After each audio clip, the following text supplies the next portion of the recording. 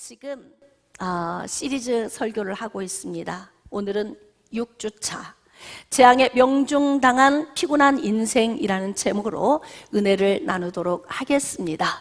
자, 다윗의 인생 이막에서 일어난 사건이 무엇일까요? 줄거리를 조금만 제가 정리를 하겠습니다. 여러분, 다윗의 딸 다말이 그의 큰아들 이복 오라버니 암논을 통해 이제 당하게 되는 거예요. 이 사건이 출발점이 되어서 가정 안에 휘몰아치는 문제가 계속 겹겹이 오기 시작합니다. 그래서 제가 여러분들에게 어떤 문제든지 발생하면 빨리 해결하는 것이 좋다. 그래서 마태복음 18장에서 예수님이 제자들에게 주신 말씀을 우리가 요지로 본다면, 문제가 발생했다면 빨리 직접적으로 해결하는 것이 가장 급선무이다.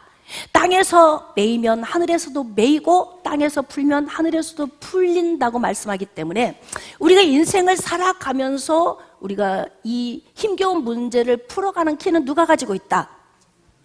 내가 가지고 있는 거예요. 위임의 복을 통해서 하나님은 원리대로 일하시기 때문에 그렇습니다. 그리고 두 번째로는 내가 해결할 수 없는 문제는 죄의 빚을 탕감받은 우리는 조그마한 100데나리온 정도로 비유되어지는 작은 일들의 문제는 어떻게 한다? 용서하고 가는 것이 좋다. 그러면서 항상 우리는 이렇게 문제를 해결하고 가야 그 다음 문제가 오지 않는다. 그렇습니다. 그런데 다윗은 그의 딸 다말이 성폭행당한 사건도 해결하지 않습니다. 그러니까 그의 오라버니 압살롬이 미움과 증오의 마음을 품고 있다가 어느 순간에 분노로 표출한 것이 바로 성폭행을 했던 그의 큰형 맏형 암논을 살해하게 되죠. 이게 지금 가정 안에서 피비린내가 나는 문제가 발생하고 있는 것입니다. 그 문제가 발생되었음에도 다윗은 전혀 손을 쓰지 않습니다. 그러므로 인하여서 그의 셋째 아들 압살롬이 아버지의 왕위를 찬탈하기 위하여 반란을 일으키죠. 자, 그 반란 때문에 압살롬은 또 다윗의 군대 장관 요압을 통해서 또 살해당하게 됩니다. 이것이 지금 가정 안에 일어나고 있는 것입니다. 그러면서 다윗이 아들의 반란 때문에 왕궁을 떠나갔다가 다시 이제 왕궁으로 귀환하는 것으로 이제 다윗의 인생 이막은 막을 내리게 된 거예요. 자, 오늘 다윗의 인생 3막. 다윗 왕이 나이가 많아 늙으니 이불을 덮어도 따뜻하지 아니한지라. 여러분, 사람마다 약간 기초 체력이 조금씩 다릅니다. 어떤 사람 80, 90 됐어도 젊은 사람처럼 기운이 있어서 막 움직이면서 활력 있게 사는 사람이 있고, 어떤 사람은 40, 50이 됐어도 기력이 없는 사람이 있어요.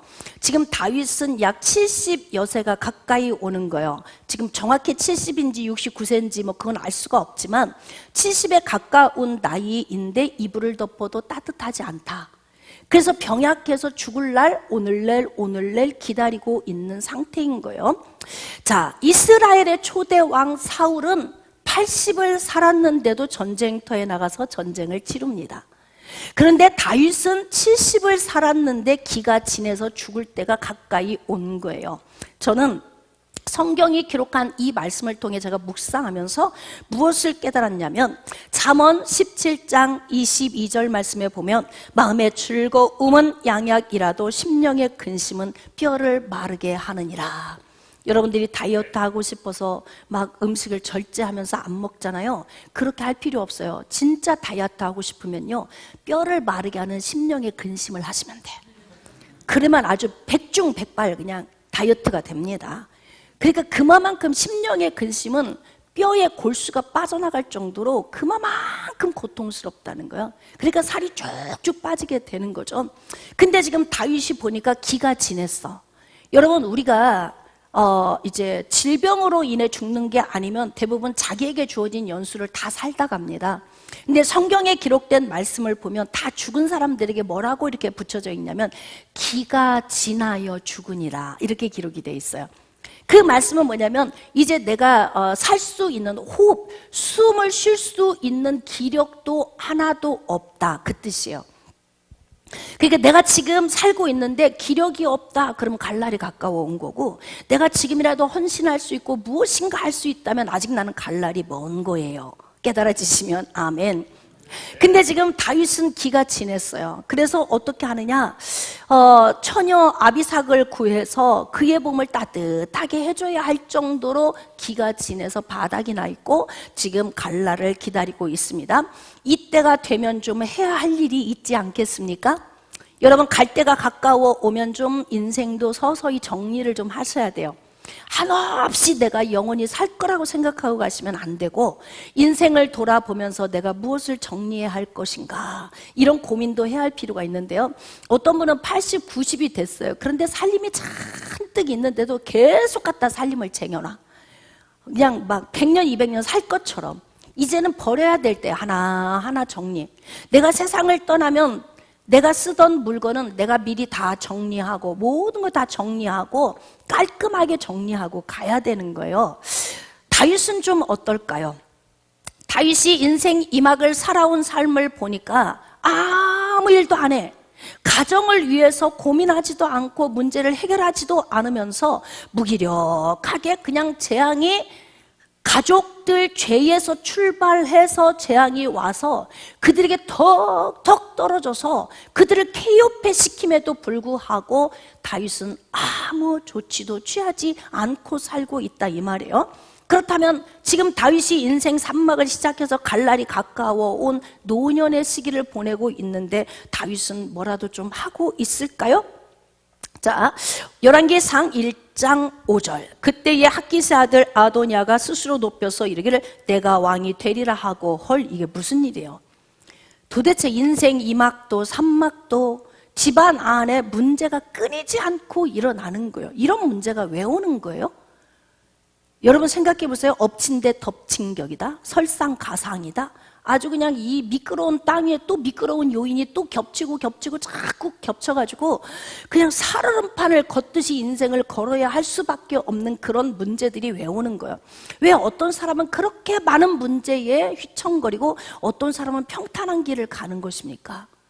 무슨 차이가 있을까요? 기도 안 해서일까요? 예수를 안 믿기 때문일까요? 무엇 때문에 그러는 거예요? 여러분, 우리에게 주신 위임의 복은 신자와 불신자를 막론하고 창세기 1장 28절에서 하나님이 주실 때에는 하나님의 형상대로 지음받은 모든 사람에게 주신 말씀이에요. 그러니까 우리가 위임받은 복을 잘 적용하면서 살면은 인생에서 확실히 형통할 수 있다는 거예요. 우리는 대부분 문제가 발생되면 기도를 하라고 이야기를 하죠. 문제가 발생되면 자꾸 부르짖으라고만 이야기를 해요. 부르짖지 않아도 간단하게 해결할 수 있는 방법들이 얼마나 많이 있습니까? 우리가 부르짖어야 할 기도는 그 나라와 그 의를 위해서 기도해야 되는 거예요. 깨달아지시면 아멘. 평생 예수 믿고 신앙생활 했는데 아직도 문제 해결로 때문에 계속 기도하고 있다. 그렇다면 이건 정말 미성숙한 신앙인이에요. 우리가 신앙생활 10년, 20년 이 정도 됐으면 문제 해결을 위한 기도가 아니라 하나님 나라를 위해서 근심하고 걱정을 해야 되는 그런 성숙한 신앙인이 되어져야 되는 것입니다. 저는 여러분들이 그렇게 되시기를 축복합니다. 그런데 지금 다윗이 기가 지나여 죽을 날이 가까이 왔고요. 지금 이불을 덮어도 따뜻하지 않으니까 전쟁터에 나갈 수도 없고 뭐 아무것도 할 수가 없어요. 죽을 날만 기다리고 있는 거예요. 그런데 중요한 건 다윗이 아무 일도 하고 있지 않으니까 실질적으로 생존한 아들 가운데서 서열 1위를 차지하고 있는 장자 아도니아가 반란을 또 일으키기 시작을 하는 거예요. 내 나이에 맞게 내가 해야 할 일이 있어요. 가정 안에서 처리해야 할 일이 있다, 이 말입니다.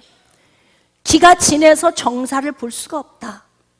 왕관을 쓰고 왕복을 입고 왕좌에 앉아서 나라를 다스릴 수가 없는 상태라면 지금쯤 무엇을 해야 하겠습니까? 왕위를 빨리 물려줘야 되겠죠. 왜 이렇게 아무 생각이 없을까요? 나는 다윗의 인생을 보면서 막 답답하게 그지없는 거예요. 왜 다윗은 이렇게 살고 있나? 그러니까 결국 여러분 인간적으로 하나님의 은혜를 삶에 적용하지 않는 사람이라면 누구라도 아버지가 세상을 떠날 때가 되었다면 내가 생존한 자식 가운데 서열 1위라면 누구라도 왕좌를 탐내지 않겠습니까? 그러니까 큰아들 암논 죽었죠? 둘째 아들 길르압은 이름만 기록되어 있고 그에 대한 행적은 전혀 기록이 되어 있지 않아요. 세 번째 아들 압살롬 그렇게 반란을 일으키다가 요압 장군에 의해서 죽임을 당했죠. 넷째 아들 아도니아가 죽으려고 환장한 거예요. 지금 또. 그럼 생각해 봅시다. 여러분 지금 먼저 간 아들의 반란을 보면서 압살롬의 반란을 보면서 아도니아는 무엇을 깨달았어야 될까? 인생은 각자 깨달아야 되는 거예요. 암논도 압살롬도 아도니아도 다윗도 다말도 각자 자기 인생의 만난 문제 가운데에서 살아온 삶들을 쭉 보면서 지금쯤은 내가 무엇을 선택해야 할 것인가를 알아야 된다 이 말이에요.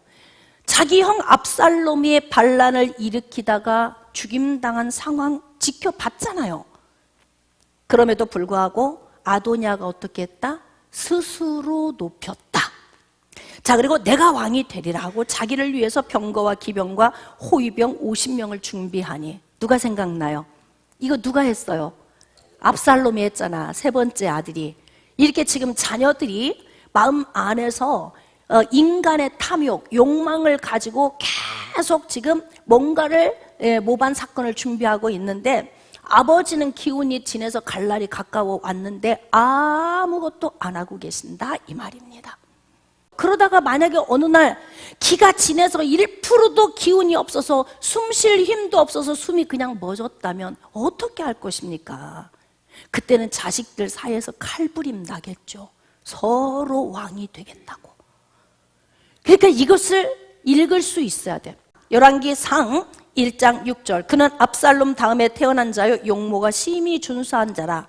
압살롬도 엄청 준수한 사람인데 아도니아 역시도 굉장히 준수하고 탁월한 사람이다 그래요. 그의 아버지가 네가 어찌하여 그리하였느냐고 하는 말로 한 번도 그를 섭섭하게 한 일이 없었더라.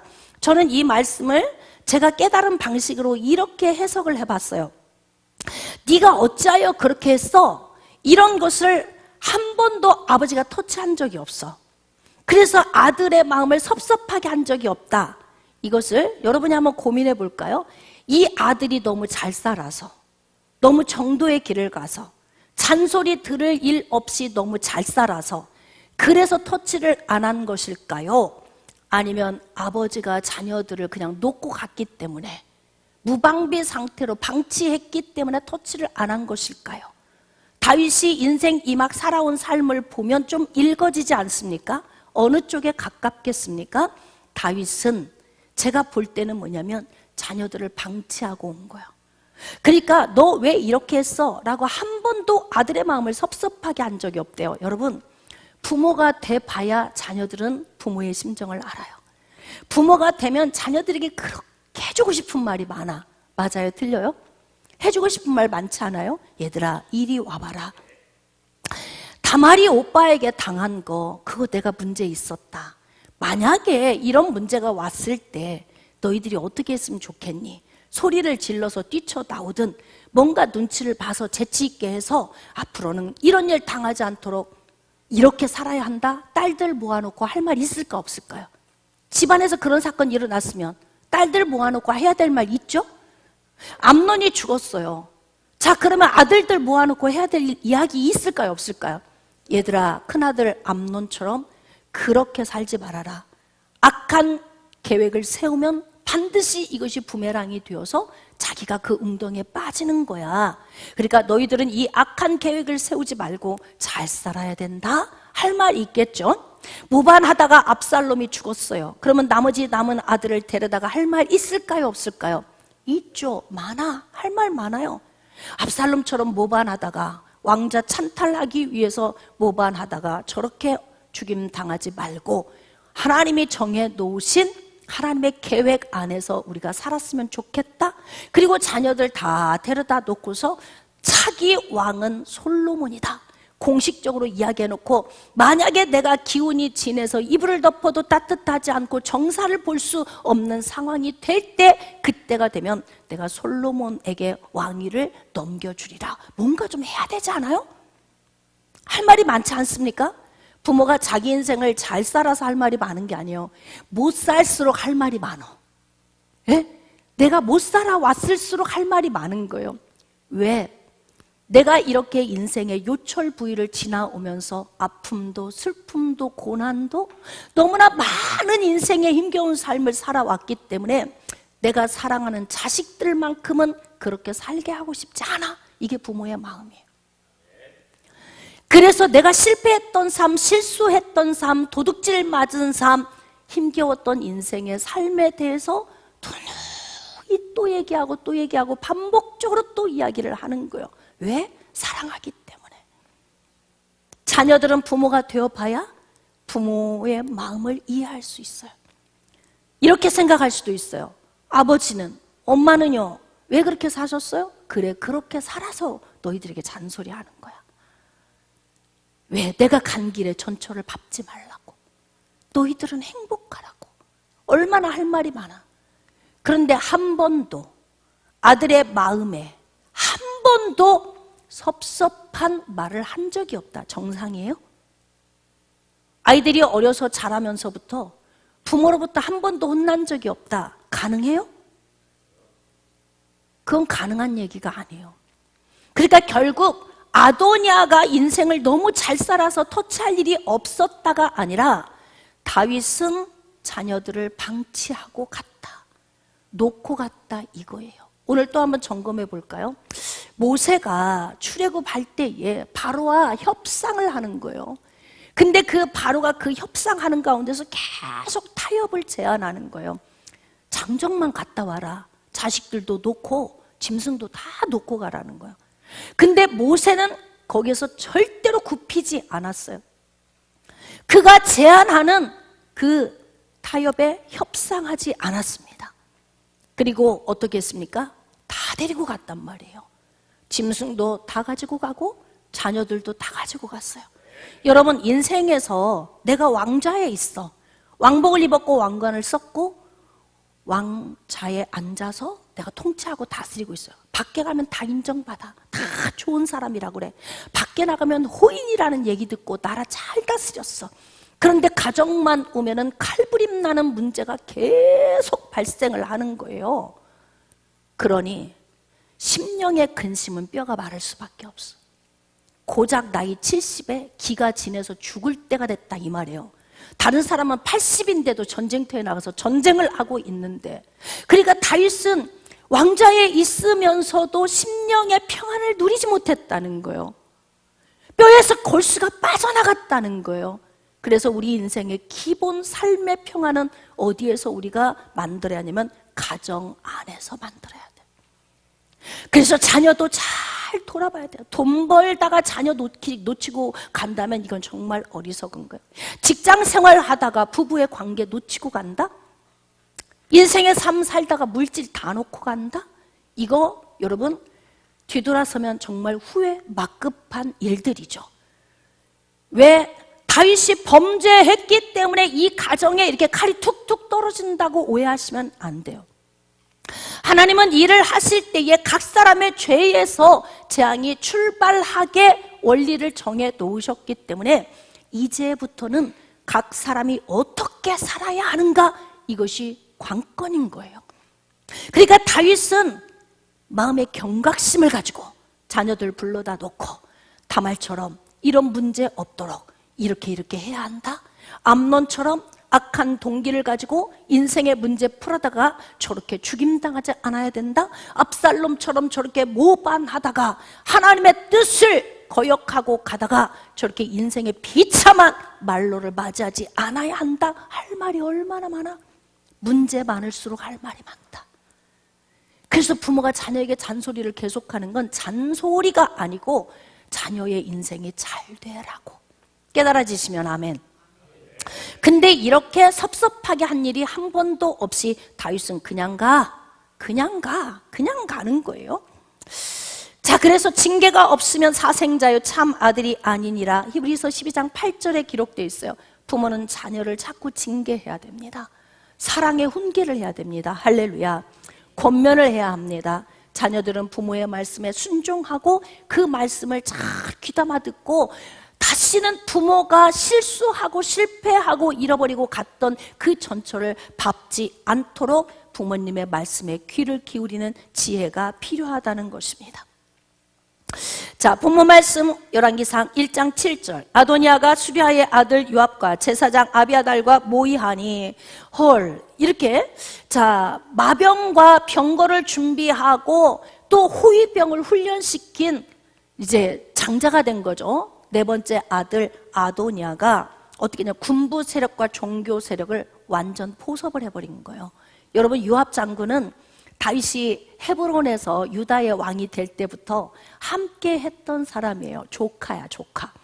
그래서 긴 시간을 삼촌과 함께 나라를 다스렸고 삼촌 옆에서 호위병이 되어줬던 사람인데요.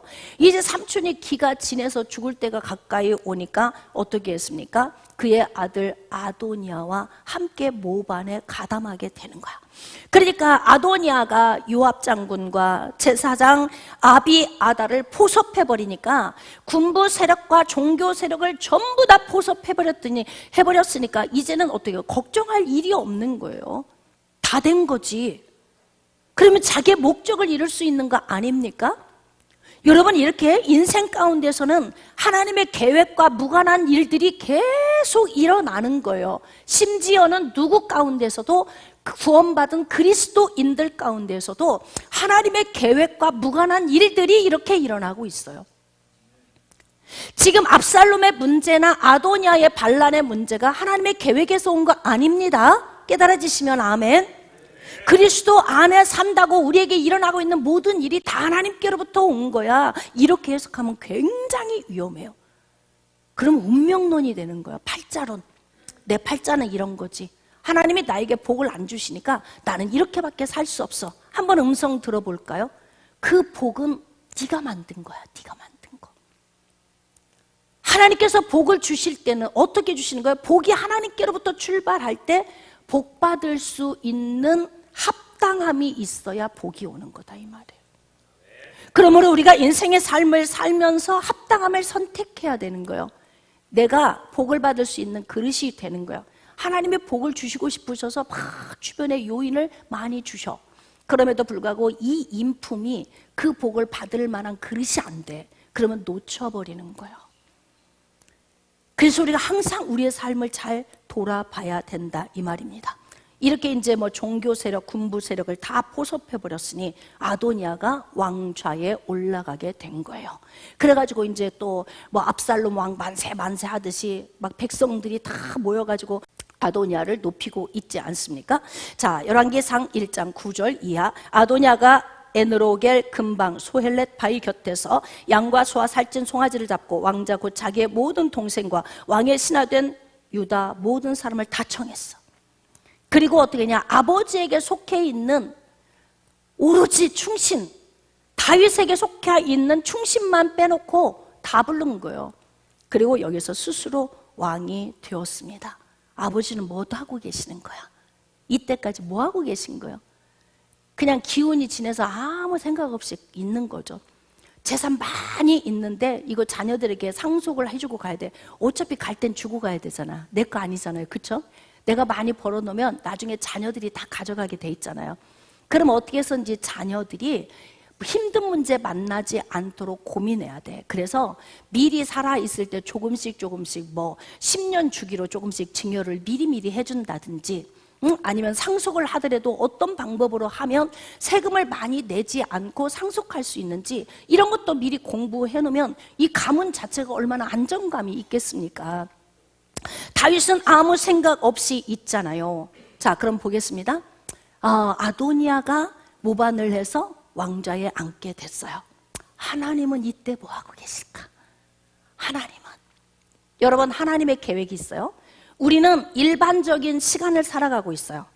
일반적인 시간을 살아갈 때 어떻게 살아가냐면 그 크로노스의 일반적인 시간을 살아갈 때 창세기 1장 28절에 우리에게 위임해 주신 그 복을 적용하고 사는 거예요.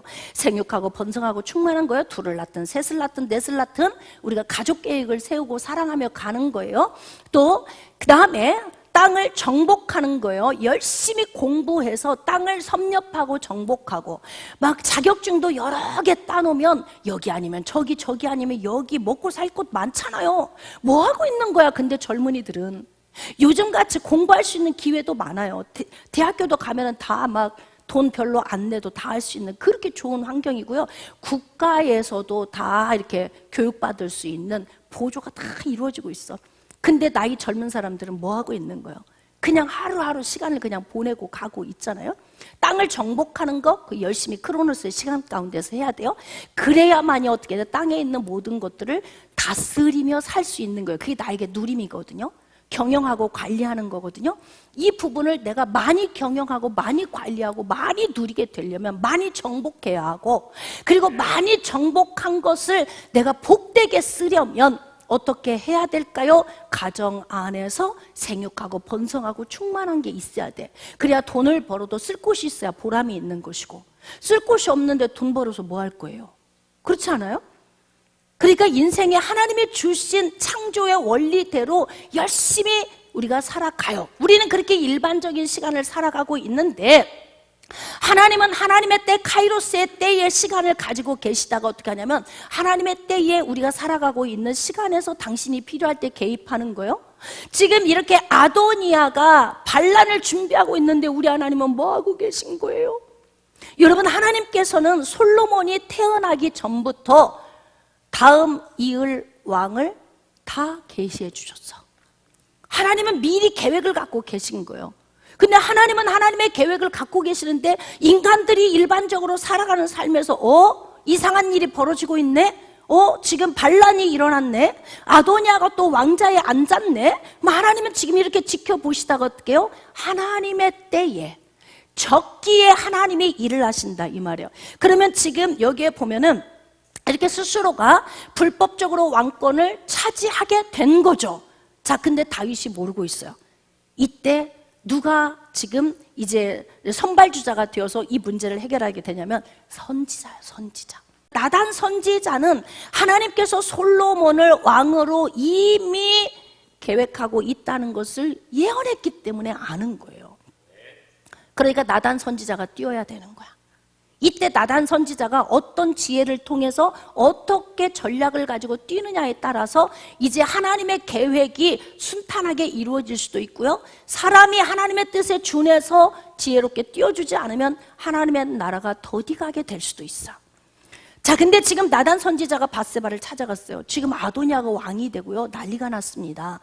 알고 계셨습니까? 지금 이렇게 질문을 한 거죠. 그러니까 이제 나단 선지자가 이야기하는 거예요. 제가 좀 전략을 좀 말씀해도 될까요? 이렇게 얘기를 했어요. 자, 그래서 12절, 이제 내가 당신의 생명과 당신의 아들 솔로몬의 생명을 구할 계책을 말하도록 허락하소서. 여러분, 인생에서 이렇게 나단 선지자 같이 지혜가 있고 하나님과 소통되며 하나님의 때를 알고 하나님 나라의 일을 세워갈 수 있는 사람이 내 인생에 함께 있다는 건 복이에요. 깨달아지십니까? 그래서 나단 선지자가 이제 저의 전략을 말씀드리겠습니다. 그러면서 이제 전략을 이야기하는데요, 왕 앞에 가서 빨리 이야기하세요. 아도니아가 왕 되었다고. 그 대신 왕이 옛날에 처음 예언의 말씀 받았을 때 솔로몬이 다음 차기 왕이라고 다 말씀하셨었잖아요. 그리고 과거를 상기하도록 만들어주는 거야. 이게 전략이었단 말이에요. 그리고 이제 왕비께서 들어가셔서 말씀을 하시면 제가 뒤에 살짝 따라 들어가서 제가 거기서 힘을 실어드리겠습니다. 이게 그들의 전략이었다 이 말이에요. 그러니까 인생의 문제는 가만히 복이 훅 떨어지는 게 아니에요. 깨달아지시면 아멘. 가만히 앉아서 해결되는 문제가 아니다 이 말이에요. 어떤 문제가 발생이 되면 어떻게 해야 되느냐? 열심히 뛰어야 돼. 어떻게? 하나님께로부터 온 지혜, 전략을 받아서 뛰어야 된다 이 말입니다. 깨달아지시면 아멘. 그냥 울고불고만 있으면 안 돼요. 이런 일이 있대. 어떻게 해야 돼? 지금 하나님 앞에 이제 그럼 기도해야 될 거 아니에요. 하나님 어떻게 할까요? 아도니아가 반란했어요. 지금 왕자를 지금 찬탈하기 위해서 그는 지금 아직 그 왕관을 쓰지 않았고 왕복을 입지 않았고 왕좌에 앉지 않았지만 그는 이제 실권을 가지고 왕이 된 거예요. 그러니까 이제 그 왕관을 쓰고 왕복을 입고 그리고 지금 왕좌에 앉으면 끝나는 거다 이 말이야. 그러니까 지금 이 상황을 놓고 어떻게 해야 돼요? 하나님께 기도했어요. 누가 한 거예요? 나단 선지자가 한 거예요. 그러니까 하나님께로부터 지혜를 받아가지고 온 거라고요. 문제 있으면 기도부터 하세요. 할렐루야. 그리고 하나님께로부터 온 지혜를 받으세요. 전략을 받아야 돼요. 하나님 어떻게요? 그래서 항상 우리는 인생을 살아가면서 어떤 문제가 오면 어떻게 해야 되냐면 하나님 어떻게요? How? 이 기도를 계속 해야 돼요. 하나님 어떻게 할까요? 하나님 어떻게 할까요? 자꾸 물어야 돼요. 그러니까 나단 선지자에게 하나님이 음성을 주셨죠. 자, 요리 계략을 가지고 가서 그리고 왕비에게 이야기를 해라. 그리고 여차여차히 행하라. 그러니까 그것을 실천한 거 아닙니까? 그러므로 여러분 문제 만났다면 좌절하지 맙시다. 할렐루야. 좌절하지 맙시다. 그리고 하나님께 기도합시다. 그리고 하나님께로부터 방법을 받읍시다. 그 방법을 받아서 빨리 실행합시다. 이게 바로 뭐냐면 마태복음 7장 7절에서 예수님이 주신 기도의 방식이에요. 예수님은 그냥 구하고만 있으라고 하지 않았어요. 어떻게? 구하라, 찾으라, 두드리라. 이게 세트 기도란 말이에요. 하나예요. 그리고 하나님께 문제가 있어요. 아도니아가 지금 반란했어요. 어떻게 할까요? 그러면 하나님이 계략을 주시잖아요. 그럼 그 방법을 찾았으면 그걸 가져가서 실행을 해야 되지. 그러니까 밧세바가 어떻게 합니까? 자기 남편에게로 들어간 거죠.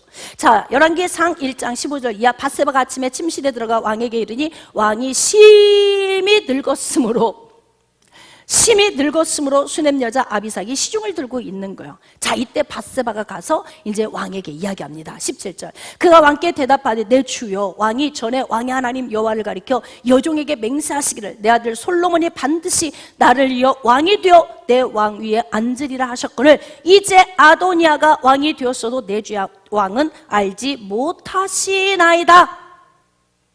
아무 생각 없이 기운이 진해서 숨을 헐떡헐떡거리면서 이 숨 쉴 기운도 없으면 지금 이제 가야 되는 거예요. 아무 조치도 취하고 있지 않잖아요. 답답해요, 안 답답해요? 참 답답하죠. 다윗의 가정 보면서 마음이 답답해. 고구마 한 100개 먹은 것 같아, 물 없이. 그래서 답답한 거예요. 왜 이렇게밖에 못 사나? 밖에서 인정받으면 뭐해? 에? 밖에서 호인이라고 인정받으면 뭐하냐고. 자녀들은 피폐해져서 이렇게 칼부림 나서 이렇게 그냥 온갖 난리를 치고 집안이 그냥 풍비박산이 돼가지고 쑥대밭이 되어가고 있는데 그냥 이스라엘 왕으로서 막 나는 왕이야. 그래서 남들이 막 존중해주고 막 신하들이 충신들이 옆에 붙어서 아무리 해도 여러분 생각해 보세요. 왕자에 있어도 삶은 어디서 살아요? 가정 안에서 사는 거잖아요. 기본이 가정이에요. 가정이 평안하지 않으면 다 잃어버린 거라고요. 어떤 사람은 이런 어리석게 말해. 내가 밖에 나가면 다들 나를 좋아해. 나보고 호인이라고 그래. 그래서 집에 와서는 아무것도 안 하면서 돈도 안 벌어다 줘? 자식들까지 다 놓고 가? 아무것도 가지고 가는 게 하나도 없이 다 놓고 가면서 밖에서 호인이야. 좋은 사람이야. 이 소리 들으면 뭐 할 거야? 그럼 그렇게 살다가 늙으면 어떻게 되겠어요? 인생이. 깨달아지십니까? 그러므로 가정 안에서 충실하시기를 주님의 이름으로 축복합니다. 가정 안에 있는 모든 문제들을 그때그때 빨리빨리 해결하면서 복된 가정을 만들어 나가시기를 주님의 이름으로 축복합니다. 그래서 지금 밧세바가 가서 왕에게 뭐라고 하냐면 예전에 남편이 했던 얘기를 지금 생각나게 하는 거예요. 이거 부인이 들어와서 말하기 전에 했어야지. 아도니아가 왕위를 찬탈하기 전에 했어야지요. 지금 자녀들의 문제의 출발점이 어디인 것 같아요? 다윗 가정 안에 이 자녀들의 문제의 출발점이 어디인 것 같습니까? 다윗이에요. 다윗. 물론 이 문제의 출발점은 각 사람의 죄의 동기가 있지만 이 죄의 동기가 꿈틀거리지 않도록 이 죄가 계속 현실로 드러나지 않도록 어떻게 해야 되냐면 가정 안에서 총책임자, 결재권자는 이 문제를 줄을 타줘야 된다 이 말이에요. 깨달아지십니까? 그러므로 우리가 인생 살아가는 동안 아무 생각 없이 산다. 나는 걱정 근심 없어. 이거 잘못 살고 있는 거예요. 하나님 나라를 위한 거룩한 근심도 있어야 하고, 가정 안에서 만난 이 문제들을 어떻게 풀어가야 할지 고민도 하셔야 되는 거예요. 깨달아지십니까? 그러므로 우리는 하나님이 주신 말씀을 통해서 깨닫고 삶에 적용할 수 있어야 된다는 거예요. 자, 이제 밧세바가 이야기할 때 아까 전략을 세웠잖아요. 왕비께서 이렇게 이야기를 하시면 제가 뒤따라 들어가겠습니다. 그래서 제가 힘을 실어드리겠습니다. 이렇게 얘기했잖아요. 열왕기상 1장 22절, 밧세바가 왕과 말할 때의 선지자 나단이 들어온지라. 이런 사람 옆에 하나 있으면 좋겠어. 에? 나단 같은 사람 하나 있으면 좋겠어요. 제가 여러분에게 나단이 되었으면 좋겠습니다. 여러분이 저에게 나단이 되었으면 좋겠습니다. 할렐루야. 우리는 서로에게, 부부가 부부에게 서로 나단이 되어주고, 부모는 자녀에게, 자녀는 부모에게 서로 전략을 주고, 하나님께로부터 온 전략을 받아서 이 전략을 삶에 적용하면서 복된 삶으로 나아가게 하는 통로로 서로 쓰임받았으면 좋겠습니다. 할렐루야. 이런 선한 영향력을 끼치는 여러분 되시기를 주님의 이름으로 축복합니다. 열왕기상 1장 23절 이하, 어떤 사람이 왕께 말하여 이르되 선지자 나단이 왔습니다. 그런 거예요. 들라, 이렇게 된 거 아니겠습니까? 자, 그래서 들어가서 나단이 뭐라고 해요? 내 주 왕께서 이르시기를 아도냐가 나를 이어 왕이 되어 내 왕 위에 앉으리라 하셨나이까? 그러니까 지금 아도냐가 왕이 된 것을 지금 다윗 왕께서 명령하신 겁니까? 지금 이렇게 묻는 거예요. 그러니까 다윗이 지금 이제 정신이 번쩍 들지 않겠어요? 내가 진작에 했어야 될 일을 놓치고 있구나. 놓치는 일 없어요, 혹시? 놓고 가는 거 없습니까? 우리가 지금 가정의 달, 이렇게 가정에 대한 말씀을 다루는 이유는 놓치고 가는 게 없는지 점검하기 위한 거예요. 그래서 우리는 이 말씀을 통해서 우리 삶을 한번 이렇게 돌아보면서 점검을 해야 하는 거예요. 자, 이때 이제 다윗이 어떻게 합니까? 그 말을 다시 상고하고, 그리고 자 30절, 내가 이전에 이스라엘의 하나님 여호와를 가리켜 내게 맹세하여 이르기를 내 아들 솔로몬이 반드시 나를 이어 왕이 되고 나를 대신하여 내 왕위에 앉으리라 하였으니 내가 오늘 그대로 행하리라. 오늘, 그 밑줄 좀 그으세요. 오늘 늦었어. 너무 진작에 했어야 될 일을 오늘 하면 늦은 거예요. 그러나 우리가 좀 위안을 삼기는 오늘이라도 해야 돼요. 오늘이라도 해야 돼. 진작에 했어야 할 일을 못했다면 오늘이라도 하세요. 여러분, 항상 우리가 어떤 일을 할 때 해야 되는데 행정센터 가서 뭐 서류 떼야 되는데, 은행 다녀와야 되는데, 뭐 세금 내야 되는데, 그리고 막 무거운 짐 잔뜩 머릿속에 짓고 막 스트레스 엄청 받으면서 가는 스타일 있잖아요. 그런 사람.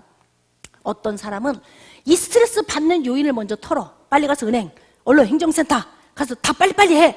그리고 그 다음 마음 편하게 가는 사람이 있는가 하면 마음속에 잔뜩 넣어놓고 그냥 이 정신적 스트레스, 정신적 노동을 엄청 하면서 가는 사람이 있어요.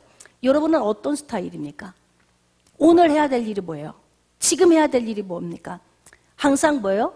해야 할 일은 빨리 하는 게 좋다. 설거지도 빨리 하는 게 좋아. 아우, 이따 설거지 해야지. 그러면 그 설거지 다 할 때까지 여기에서 정신적 무게감이 있잖아요. 맞아, 틀려. 응? 해야 되는데. 누워서 뒹굴다가 그거 해야 되는데. 얼마나 이게 스트레스야. 차라리 5분 빨리 가서 얼른 치워버리고 개운하게 누워있으면 정신적 스트레스 안 받잖아요. 응? 그러니까 우리는 어떤 문제든지 빨리 해결해야 돼요. 언제 해야 돼요? 지금 해야 돼요. 지금이라도 늦지 않았어요. 할렐루야. 그나마 숨 꼴깍하고 넘어가기 전에 지금 이 문제를 해결하니 그나마 감사한 거예요. 이것을 뭐라 그러냐? 하나님의 은혜다 그래. 하나님의 은혜. 나단 선지자가 열심히 뛰고 있잖아요. 왜? 하나님 나라의 계획, 카이로스의 하나님의 계획이 있어요. 하나님은 솔로몬이 태어나기 전부터 자기 왕으로 하나님이 내정해 놓으셨단 말이에요. 솔로몬이 왕이 되어야 돼요. 근데 아도니아가 왕이 되었어요. 이건 정말 긴장감 있는 문제예요. 하나님 나라의 문제가 어그러질 수도 있어요. 그러나 하나님은 절대 그 문제를 방치하지 않아요. 그리고 당신의 계획대로 이루어 가세요. 언제? 하나님의 때에 이루어 가신다. 여러분들이 이렇게 생각할 수 있잖아요. 다말 사건에 왜 하나님 그냥 계셨어요? 압살롬의 사건, 암논의 사건, 아도니아 사건 왜 그냥 놔뒀어요? 허용이에요, 허용. 왜? 인간이 살아가는 것 위임하셨잖아요. 이들이 선택하고 가는 것. 그래서 어떡하냐? 분별력을 가지고 좋은 것을 선택하는 안목이 있어야 돼. 그리고 말씀을 보면서 우리는 깨달아야 돼요. 제때 안 하니까 이런 문제 오는구나. 그러니까 집안 안에 그냥 자식들 문제가 이렇게 시끄럽게 자꾸 피비린내 나는 문제가 이렇게 생겨. 아도니아 이거 멀쩡하게 살 것 같아요? 안전할 것 같습니까? 모반했는데 솔로몬이 그냥 둘까요? 지금 아버지는 어떻게 할 수 없어. 기운이 진해서. 아버지는 어떻게 못해요. 솔로몬에 의하여 죽임당하게 된단 말이에요. 에? 이런 문제가 발생이 돼요. 이제 솔로몬이 왕이 됐어요. 자, 그래서 어떻게 하느냐? 만세수를 하옵소서. 그리고 솔로몬이 왕이 됐어요. 자, 열왕기상 1장 49절. 아도니아와 함께한 손님들이 다 놀라 일어나 각기 갈 길로 간지라. 솔로몬이 왕이 됐다는 얘기를 듣고요, 다 흩어져 버린 거야. 여러분, 이거 줄 잘못 쓰면 이렇게 되는 거예요. 예? 줄을 제대로 서야 된단 말이에요. 진짜 왕이 될 수 있는 권한도 없는 사람 줄에 섰다가 이게 매일 줄행랑 치는 삶, 매일 도망가고 매일 흩어지고 줄 잘못 서면 매일 이게 그냥 보따리 하나씩 들고 맨날 옮겨 다녀야 되는 이런 문제가 발생된다 이 말이죠. 자, 그래서 우리는 어떻게 해야 되느냐? 하나님의 계획 안에 서 있어야 돼요. 할렐루야. 하나님이 보시기에 합당한 자리에 서 있어야 됩니다. 자, 그래서 아도니아도 솔로몬을 두려워하여 일어나가서 제단불을 잡으니. 이런 일을 왜 해? 압살롬이 죽는 거 봤잖아요. 그 반면 교사 삼아서 그 길로 안 가야 되잖아요. 근데 사람의 이 욕망은, 이 마음속에 있는 이 죄의 이 욕망은요, 끊임없어. 저기서 죽어가는 거 보면서도 그 길로 또 가. 이게 인간이 사는 모습이다 이 말이에요. 자, 솔로몬이 어떻게 했을까요? 52절. 솔로몬이 이르되 그가 만일 선한 사람일진데 그의 머리털 하나도 땅에 떨어지지 아니하리라. 그러나 어떻게? 만약에 악한 것이 보이면 그러면 그때 내가 없애리라. 이렇게 된 거예요. 그랬는데 아도니아는 나중에 어떻게 해요? 다시 또 솔로몬이 왕이 된 후에 다시 왕위를 찬탈하기 위해서 또 모반 계획을 또 세워. 그게 뭔 줄 아세요? 아버지 다윗의 첩 누구예요? 아비삭을 구해. 왕의 첩을 데려가는 것은 자기가 곧 왕이 된다는 의미거든요. 그로 인하여서 결국 아도니아는 죽임을 당하게 된 거예요. 자, 열왕기상 2장 10절. 다윗이 그의 조상들과 함께 누워 다윗성에 장사되니 다윗이 이스라엘 왕이 된 지 40년이라 헤브론에서 7년 동안 다스렸고 예루살렘에서 33년 동안 다스렸더라.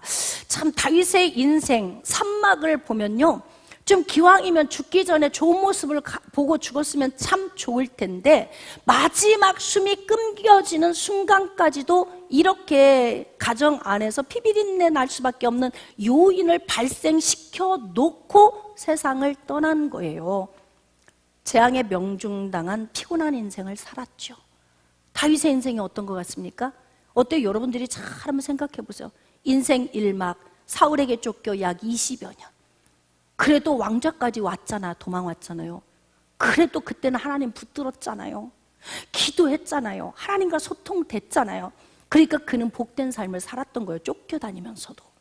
근데 범죄하고 난 후부터 하나님과 단절됐고 주님께 기도도 않고 묻지도 않고 그러면서 어떻게 해요? 그냥 넋놓고 사는 거예요. 그러면서 인생 이막의 가정 안에서 피비린내 나는 문제를 발생시키면서 재앙이 오면 턱턱 떨어져서 그냥 명중. 다윗의 집안으로 재앙이 떨어지는데 백발백중 다 맞추는 거예요. 그렇게 재앙에 명중당한 피곤한 인생을 다윗이 살았는데 마지막 인생 산막 노년에서도 그렇게 재앙이 와서 다윗을 명중시키는 삶, 누구의 문제인가? 여기서 그걸 고민해야 돼요. 다윗 자신의 문제이다. 총책임자인 다윗의 문제입니다. 그러면 죽임당한 자들은 무엇이 문제인가? 각 사람의 죄악의 악한 동기가 문제였다. 깨달아지시면 아멘. 네, 그러므로 여러분, 우리가 재앙에 명중당하지 않도록 살려면 어떻게 해야 되느냐? 지금 이 순간 복된 자리에 서 있어야 돼요. 할렐루야. 그래서 하나님께로부터 복이 임하시도록, 아멘. 그것은 누가 해야 된다? 내가 해야 되는 거예요. 재앙에 출발해서 왔는데 자꾸 나에게, 내 가정에 그냥 턱턱 떨어져서 명중당하잖아요. 그럼 매일 KO패 당하는 거야. 그리고 뭐냐면 왜 이렇게 문제가 우리 집은 끊이지 않아? 엎친 데 덧친경, 막 왜 인생이 이러는 거야? 이러면서 자꾸 원망이 쌓여가고, 내 안에 있는 하나님을 원망하는 마음이 생기면 신앙에서 막 멀어지게 되고, 신앙이 휘청거리게 되고, 믿음이 막 흔들리게 되면서 어떻게 하냐? 모든 것이 다 하나님이 안 도와줘서 나는 이런 문제가 발생했어, 이렇게 해석하는 어리석은 그런 삶을 우리가 살게 돼요. 자, 이제 말씀을 좀 정리하도록 하겠습니다. 여러분, 이제 6주 동안 다윗 가정 안에서 일어난 문제를 좀 다뤘습니다. 재앙에 명중당한 삶을 살지 않으려면 어떻게 해야 되느냐? 정신 바짝 차리고 살아야 돼요. 우리가 하나님 앞에 기도하면서 어떻게 됩니까? 문제가 왔을 때는 문제를 풀어갈 수 있는 방법을 꼭 찾아야 하고, 이 방법을 찾았다면 반드시 적용하며 나가야 되는 거예요.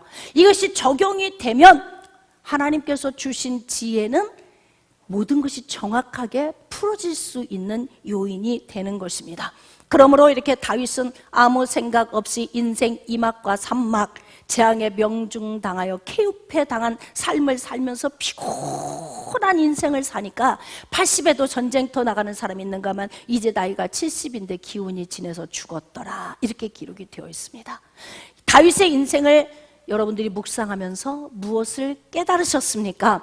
이제 우리의 가정 안에 재앙이 오지 않도록 하나님께서 우리에게 주신 창세기 1장 28절의 위임의 복을 잘 선택하면서 하나님께로부터 온 복을 받아 누리는 여러분 자신과 여러분의 가정이 되시기를 주님의 이름으로 축복합니다.